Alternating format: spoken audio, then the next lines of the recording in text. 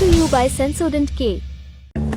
बस पैक ले आया। SLS पैराफिन और दूध का करंट भी कौन? तो लाइफ का करंट ऑन? कुछ भी। तो ट्राई करके देख ले। Sensodyne K toothpaste for sensitive teeth. Vikram Misri ने 15 जुलाई को भारत के विदेश सचिव का पद संभाल लिया है। विदेश मंत्री एस जयशंकर और विदेश मंत्रालय के प्रवक्ता रणधीर जायसवाल ने विक्रम को पद संभालने की बधाई दी है। 1989 बैच के IAS अधिकारी विक्रम मिस्री ने विनय क्वात्रा की जगह ली है। 59 साल के मिस्री 3 प्रधानमंत्रियों के निजी सचिव के रूप में काम कर चुके हैं। 1997 में इंद्र कुमार गुजराल, 2012 में मनमोहन सिंह और 2014 में नरेंद्र मोदी के निजी सचिव वो रहे।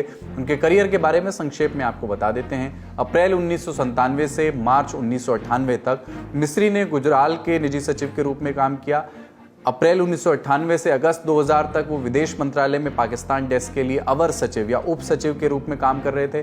फिर नवंबर 2006 से सितंबर 2008 तक मिस्री तत्कालीन विदेश मंत्री प्रणब मुखर्जी के ऑफिस के निदेशक थे। मार्च 2012 से अक्टूबर 2012 तक PMO में वो जॉइंट सेक्रेटरी रहे। अक्टूबर 2012 से मई 2014 तक तत्कालीन प्रधानमंत्री डॉक्टर मनमोहन सिंह के निजी सचिव वो रहे। 2014 में स्पेन, 2016 में म्यांमार, 2020 में वो चीन के राजदूत रहे।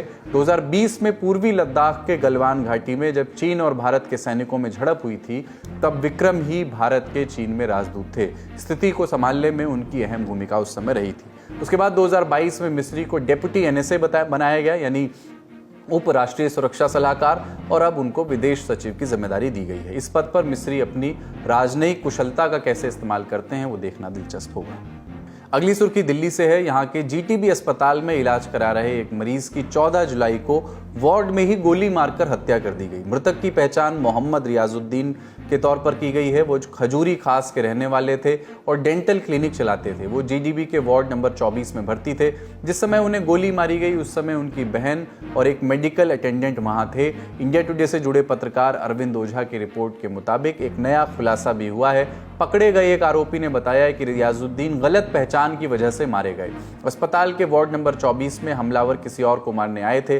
जिस मरीज को मारने आए थे वो कथित तौर पर अपराधी था। उसका नाम वसीम बताया जा रहा है। आपसी दुश्मनी में ही उसे कुछ लोग मारने आए थे, लेकिन गलत पहचान के चलते रियाजुद्दीन को मार दिया। पुलिस ने 2 शूटरों को पकड़ लिया है। पता चला है कि ये शूटर्स हाशिम बाबा के लिए काम करते थे। हॉस्पिटल के अंदर घुसकर हुए इस मर्डर केस के बाद आम आदमी पार्टी सरकार के मंत्री सौरभ भारद्वाज ने दिल्ली के उपराज्यपाल VK सक्सेना की आलोचना की है। उन्होंने कहा है कि दिल्ली में कानून व्यवस्था की स्थिति बद से बदतर होती जा रही है। जब से पिछले 2 सालों में LG विनय सक्सेना जी बने हैं, उन्होंने दिल्ली को बर्बाद कर दिया। कानून व्यवस्था बद से बदतर होती जा रही है। तिहाड़ जेल के अंदर पुलिस वालों के सामने एक कैदी को चाकू गोद के मार दिया गया और पुलिस वाले देख रहे हैं, दर्जनों पुलिस वाले देख रहे हैं। लगभग रोज ऐसी हत्याओं की खबरें आती हैं कि CCTV पे साफ दिख रहा है कि दिन दहाड़े जो है किसी एक आदमी को चाकू गोद के मार दिया जा रहा है।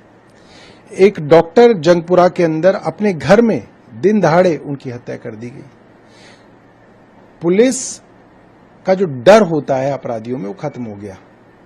दिल्ली में सरकार आम आदमी पार्टी की है और पुलिस व्यवस्था गृह मंत्रालय की। बेहतर होगा कि एक दूसरे पर दोषारोपण की बजाय जिम्मेदार लोग मिलकर के सोचें कि क्या अब अस्पताल में भी दिन दहाड़े गोलियां चलेंगी, क्या अब वहां पर मरीज भी महफूज नहीं है।